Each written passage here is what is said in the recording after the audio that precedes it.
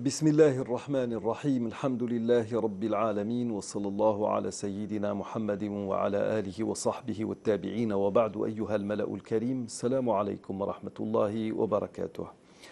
La semaine dernière, nous avons parlé de la théocratie, qui est un système de gouvernance où les gouvernants ou le gouvernant est investi par un pouvoir divin à travers lequel il va représenter Dieu sur terre.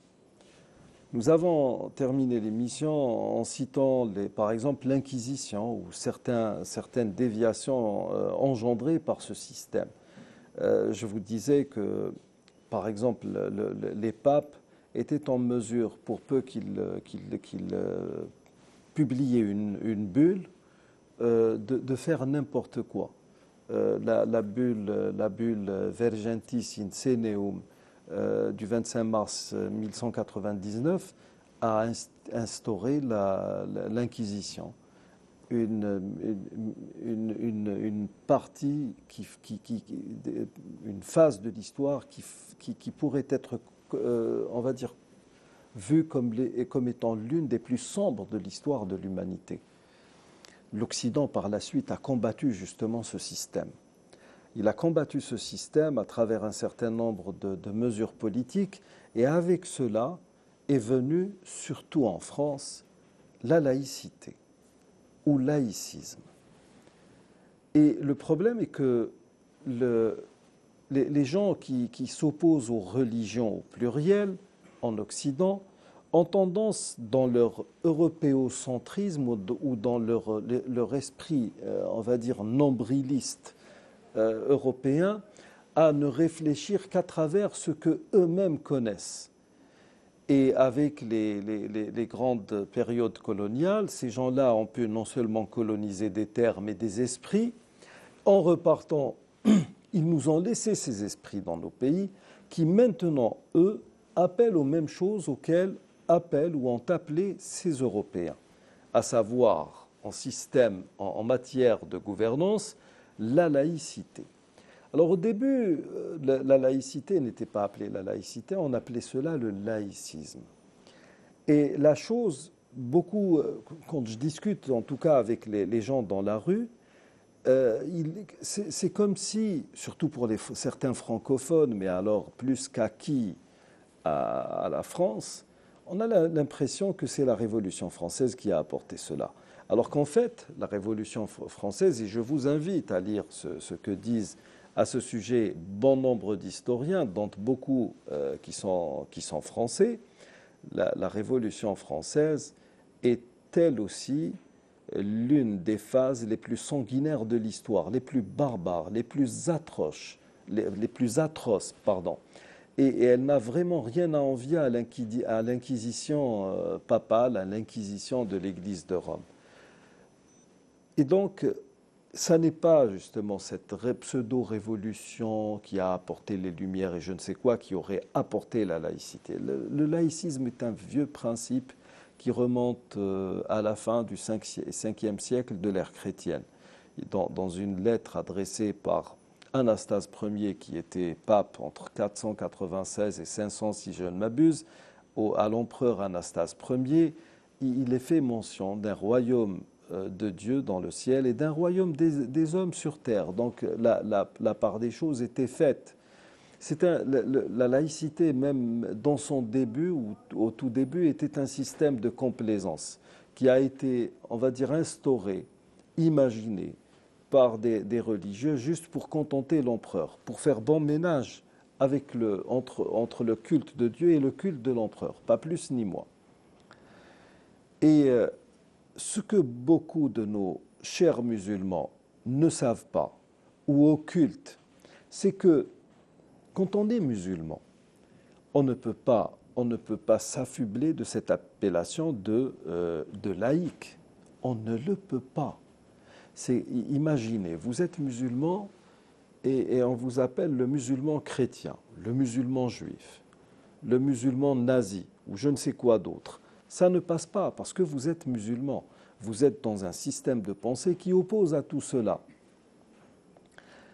Le laïc, par opposition au clerc, du latin et du grec laikos et laicum, par opposition toujours respectivement dans le latin et dans le grec à clérikos et cléricum. Le laïc, c'est le commun des chrétiens. Quand quelqu'un disait à l'époque « je suis laïc », ça veut dire que c'était un chrétien, mais qu'il ne faisait pas partie de la classe théologienne. Il n'était pas ministre de Dieu. Il n'avait aucune charge ou aucune profession l'assimilant ou bien le collant à cette organisation qui était l'Église de Rome, l'Église catholique. C'est ça le laïc, par opposition au clerc, le commun des chrétiens. Alors je vous laisse imaginer, est-ce qu'on a le droit, moralement parlant, est-ce qu'on a le droit d'un point de vue éthique, ou est-ce qu'on a le droit, quand on a un semblant de jugeote, entre guillemets, de s'affubler de pareilles appellations? Je suis laïc. Et quand l'adhan dit Allahu Akbar, je rentre dans la mosquée. Ça n'a pas de sens.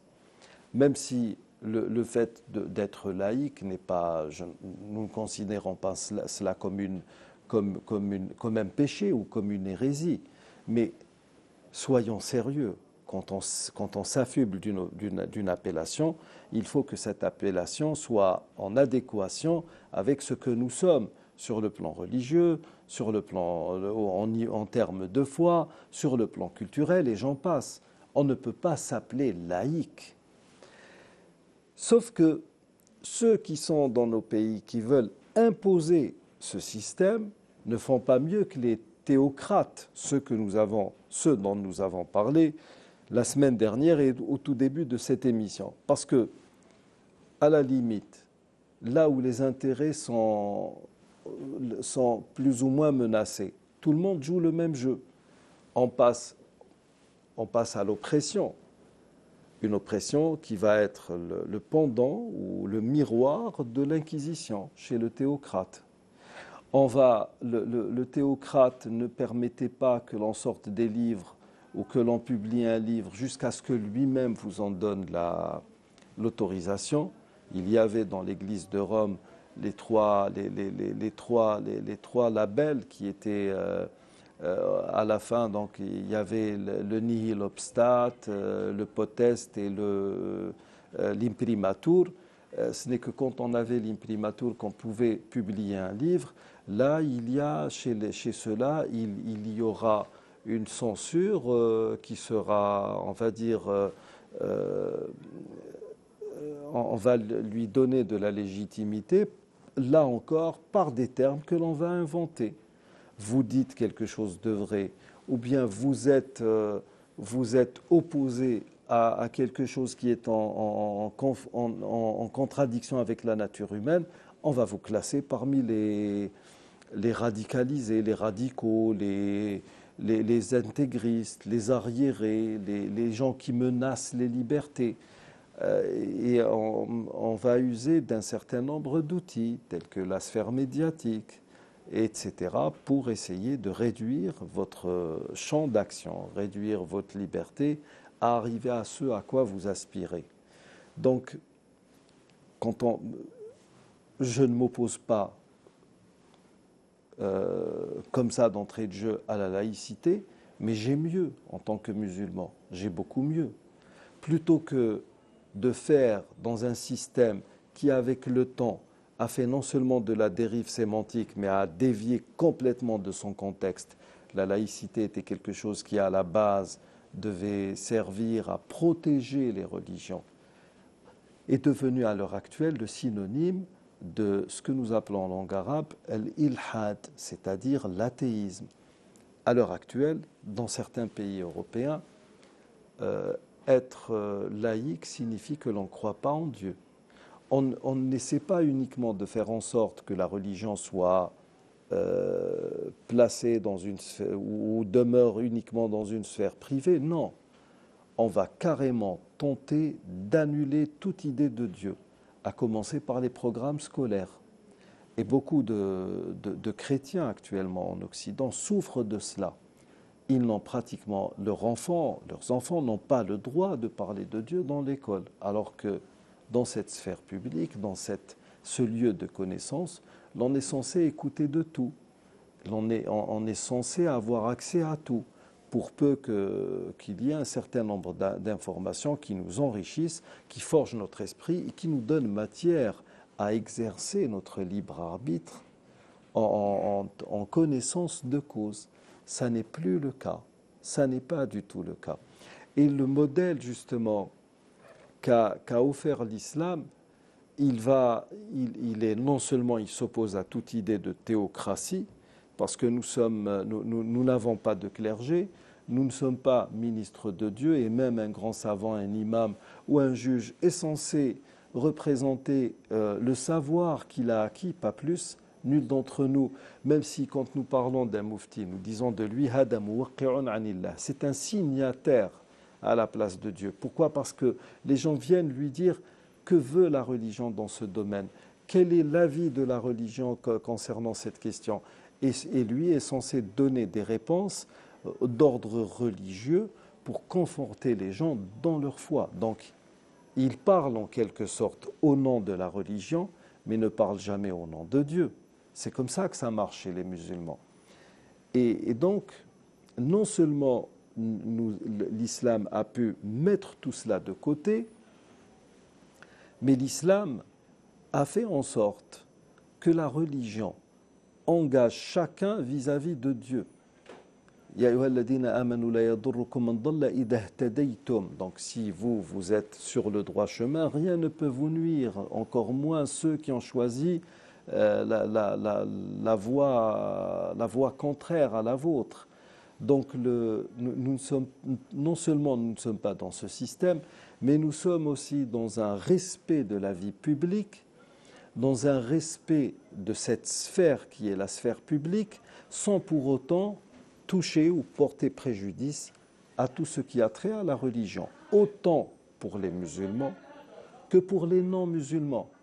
Et nous avons dans l'histoire des musulmans une multitude, toute une histoire en tout cas qui ne cesse de prouver cela.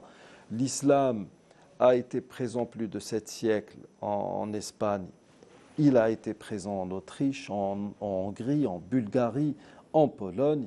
Il a été présent dans une grande partie du sud de la France pendant au moins 4 siècles.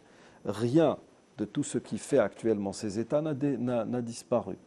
Cette laïcité que l'on a voulu nous imposer ici en Algérie à partir de la loi 1907, instaurée par la France, autant en France, à l'époque on l'appelait métropolitaine, qu'ici en Algérie, qui selon certains a été inventée par la France, eh bien